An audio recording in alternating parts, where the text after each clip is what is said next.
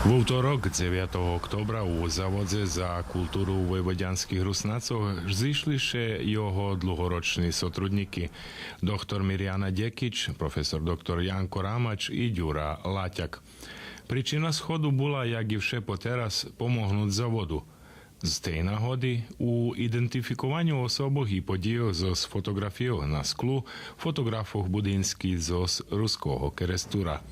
To je bohatý materiál, ktorý prosto provádzi našu zajednicu pre celý život i toto, co treba dať i školárom, barz vážne, znači u školoch, a i ľudia še chcú barz vidieť, prepoznať na fotografii na tým. Takže to barz dobra to tá akcia, co še robila. Popri jeho dlhoročných sotrudníkoch, Závod do pomoci u prepoznávaniu ľudzoch i podiejoch zo fotografijoch povolali širšiu javnosť.